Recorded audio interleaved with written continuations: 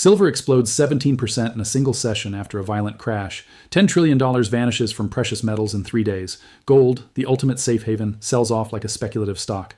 But central banks didn't sell. The debt crisis didn't improve. So who is liquidating, and what desperate need for cash does this reveal? This isn't a normal correction. It's a distress signal from deep within the financial system. And what comes next will separate those who preserve wealth from those who lose it. Monday's market open delivered a level of violence in the precious metals space that is rarely witnessed. Silver, the metal investors rely on as a port in a storm, plummeted to $71 an ounce. This was not a gradual decline. It was a collapse. Then, within hours, a shift occurred. The price didn't just find a floor. It roared back from $71 to $83, a 17% recovery in one trading session. Traders watched their terminals, struggling to comprehend the spectacle.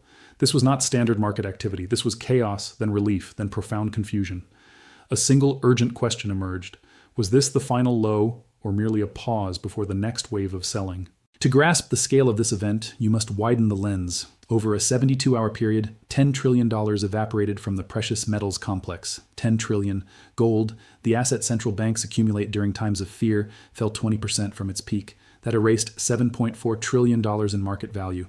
For perspective, that sum is 5 times the entire market capitalization of Bitcoin. Silver's destruction was even more severe, cratering nearly 40%. $2.7 trillion gone, equivalent to the total crypto market cap. These are not minor figures or rounding errors. This is generational wealth dissolving in real time. Yet here lies the paradox. Gold and silver are meant to behave differently than cryptocurrencies. They are supposed to be stable, to safeguard wealth during turbulence. Instead, they moved like speculative tech stocks or meme coins.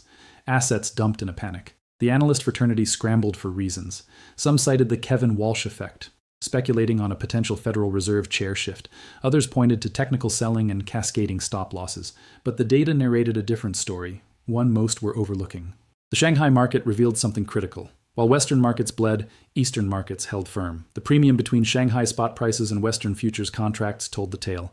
At the panic's peak over the weekend, that premium hit 43%. By Monday's pre-market, it had compressed to 22%. Still highly elevated and unusual, but the gap was closing. This divergence means 2 separate markets were assigning wildly different values to the same asset. In the West, silver was being sold aggressively.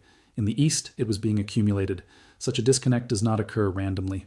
It occurs when sophisticated capital identifies opportunity. Gold traced a related pattern. It bottomed at $3,299, then recovered $250 of its $450 loss, a 7% bounce. Respectable, but not as ferocious as silver's snapback. This divergence prompts a question. Why did silver rebound more violently? Silver is inherently more volatile, yes, but a 17% intraday recovery hints at forces beyond normal volatility. It suggests forced covering. It hints at short positions getting squeezed. It implies that those who sold at $71 may have acted in error. As the New York session loomed, traders confronted a critical choice. Enter the market now and risk catching a falling knife, or wait for confirmation and potentially miss the bottom. The overnight recovery provided no definitive answers. Relief rallies are common features in bear markets. They feel authentic, they look convincing, and then they often fail, resuming the downtrend. But occasionally, they mark the precise turning point. The moment where maximum fear forges maximum opportunity. The challenge is identifying which type of bounce this is. In this instance, that judgment would determine whether fortunes were built or obliterated. This moment's critical nature wasn't solely due to the price action, it was the context. No fundamental facts had changed since Thursday. Central banks had not sold their gold reserves, governments had not solved their debt crises, the US government had actually shut down, locked in a spending impasse, yet gold was selling off as if the crisis had passed. This contradiction, this rift between price and fundamentals, was the true narrative, and it was about to become more peculiar. 3 days before silver collapsed, a warning signal flashed in an unexpected venue. Not in gold, not in treasury yields, not in Forex, but in Bitcoin. The cryptocurrency many dismiss as pure speculation predicted one of the most violent precious metals moves in history, and only a few analysts noticed. The thesis was unorthodox. Most view Bitcoin and precious metals as separate realms, one digital, the other physical, one decades old, the other millennia old. But this view misses a crucial point. When large-scale risk sentiment shifts hit the global system, they sweep through all asset classes. And in that sweep, there is a sequence. Crypto moves first. Commodities follow. The specific warning was precise. Monitor Bitcoin's weekend close relative to $82,000. A close above signaled intact risk appetite. A close below warned of contagion. The logic was direct. Bitcoin represents pure risk exposure. No yield, no dividend for most holders, just belief in future value. When that belief fractures, Bitcoin holders react fastest. They can sell 24/7. There is no market close to halt panic, no circuit breakers to slow the fall. The weekend arrived. Bitcoin didn't just close below 82,000, it closed at 76,000, a clear breach. It didn't stop there. By Sunday night, it touched 74,500, the exact level prior analysis had flagged as confirming significant weakness. This was a technical breakdown. The clock started ticking. What followed validated the thesis with surgical precision. Silver opened Monday in freefall. This correlation was not coincidence, it was mechanical. Here's why. A severe Bitcoin sell-off signals something deeper than crypto sentiment alone. It indicates leveraged positions across multiple asset classes are under stress. Modern portfolio theory champions diversification. Institutional funds hold baskets of uncorrelated assets: crypto, commodities, equities, bonds. The theory holds that when one falls, others provide stability. The flaw? This works perfectly until it doesn't. When margin calls hit, diversification becomes a liability. Funds don't sell their worst performers first. Those positions are underwater and illiquid. They sell their best performers, the assets that still hold value and have ready buyers. Gold and silver fit that description perfectly. Liquid markets, deep order books, instant execution. Thus, when Bitcoin's collapse triggered margin pressure, precious metals became the release valve, not because they were weak, but because they were strong enough to absorb the selling. The timeline was clear. Bitcoin broke 76,000 on Sunday. By Monday morning, silver hit $71. Gold crashed toward 3,200. The velocity was breathtaking. Then, the unexpected, the bounce.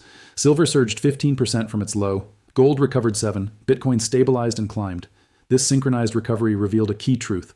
The selling was not driven by fundamental bearishness on metals. It was driven by technical necessity, forced liquidation to meet margin requirements. Once that pressure abated, buyers stepped in aggressively. This pattern has a name in institutional circles, the capitulation flush. It occurs when leveraged players are squeezed out simultaneously. Prices gap down violently. Stop losses cascade. Panic sells hit the tape. Then, abruptly, it ends. The weak hands are gone. The forced sellers have exited. And those with dry powder, those who waited, move in. But a critical question separates professionals from amateurs. Was this the capitulation flush or merely a capitulation flush? Markets can flush multiple times during major corrections. Each flush feels like the bottom. Each recovery feels like validation until the next wave strikes. The Bitcoin leading indicator thesis had proven its predictive power, calling the timing of the collapse with remarkable accuracy. But could it now forecast whether the recovery would hold? That answer lay in Bitcoin's next move.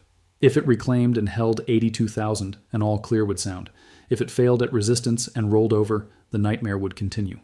As Monday's session prepared to open, Bitcoin was testing that exact level. The next hours would tell the story. Either this was the greatest buying opportunity in months, or the most dangerous bull trap in years.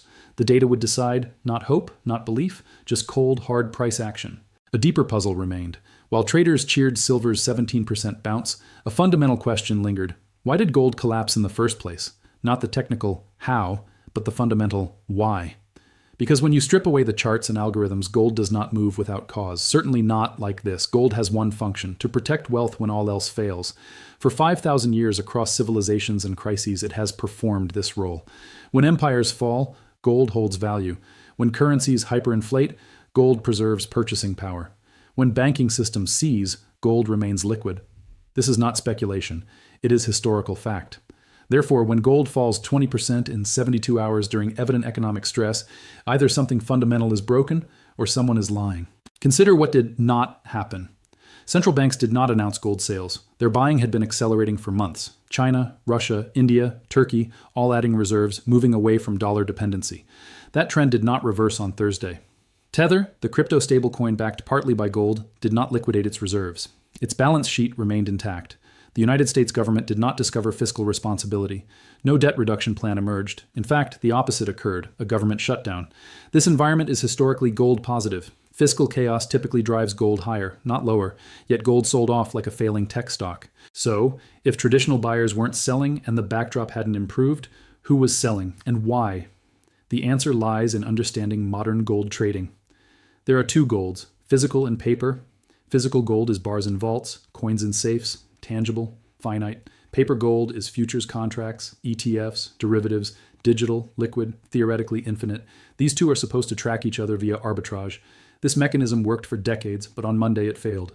The Shanghai Gold Exchange, where physical trades showed prices 22% higher than Western futures.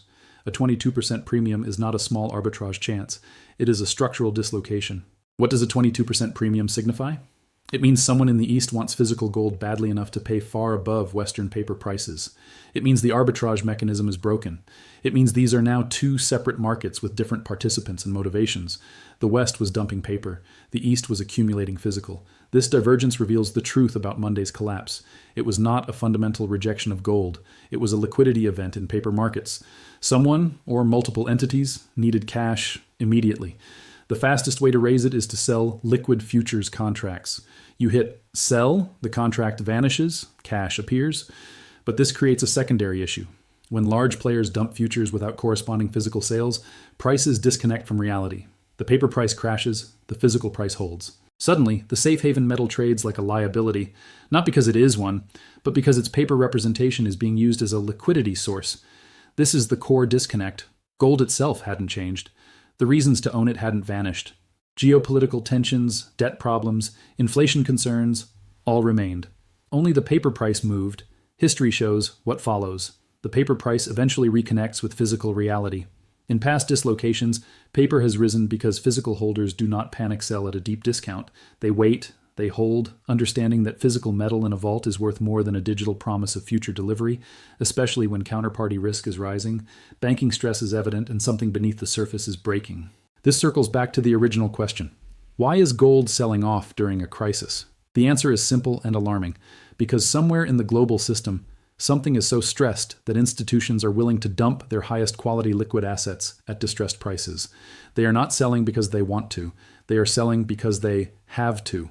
When forced selling enters the market, when quality assets are liquidated indiscriminately, when normal rules cease to apply, that is not a correction. It is a warning. The real question isn't whether gold bottomed at 3,200. The real question is, what comes next when the thing that's breaking finally shatters?